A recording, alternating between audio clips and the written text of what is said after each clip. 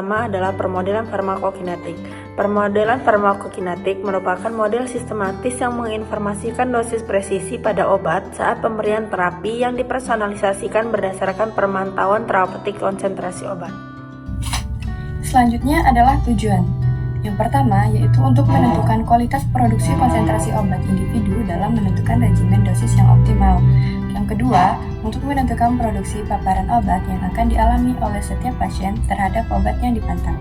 Dan yang ketiga yaitu untuk menentukan potensi penggunaan modal dalam disiplin klinik.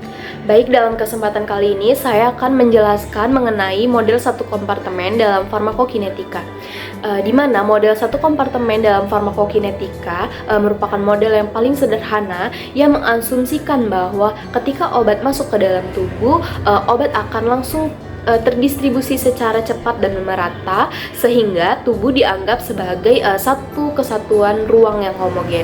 Kemudian mengenai penurunan konsentrasi obat mengikuti kinetika orde pertama, yaitu jumlah obat yang dieliminasi sebanding dengan konsentrasinya yang ada di dalam tubuh. Selanjutnya, model 2 kompartemen, yang dimana model 2 kompartemen membagi tubuh menjadi dua bagian. Yang pertama, kompartemen pusat dan kompartemen perifer. Ketika obat masuk ke dalam tubuh, itu terjadi dua fase. Yang pertama adalah fase distribusi cepat ketika obat berpindah dari pusat ke perifer, lalu fase eliminasi lambat ketika obat tereliminasi dari tubuh. Selanjutnya, model multi-kompartemen. Model multi-kompartemen ini menggunakan lebih dari dua kompartemen untuk menggambarkan distribusi obat yang sangat kompleks.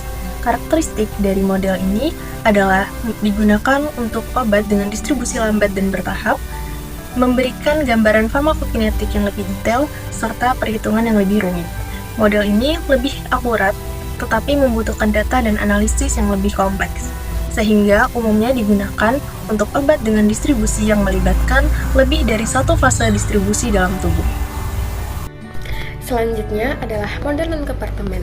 Model non-kompartemen adalah metode analisis farmakokinetik yang tidak mengonsumsikan tubuh terbagi dalam kompartemen tertentu.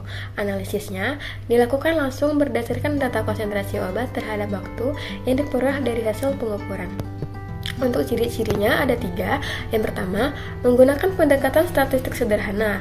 Yang kedua, tidak menggambarkan distribusi obat dalam bentuk kompartemen. Dan yang ketiga, parameternya dihitung langsung dari kurva konsentrasi waktu.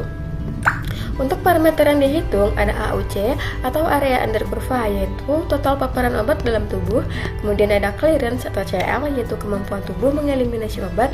Dan kemudian ada waktu paruh atau T setengah, yaitu waktu yang dibutuhkan agar konsentrasi obat turun 50%. Model ini juga sering digunakan dalam uji bioviabilitas dan bioequivalensi karena lebih praktis dan mudah untuk diterapkan. Yang selanjutnya adalah model fisiologis, di mana ciri-ciri dari model fisiologis yang pertama adalah berdasarkan anatomi dan fisiologi manusia, yang kedua menggunakan data aliran darah, volume darah, dan karakteristik jaringan, dan yang ketiga adalah dapat memprediksi konsentrasi obat di suatu organ tertentu. Model ini sering digunakan untuk pengembangan obat baru, simulasi dosis, dan prediksi interaksi obat.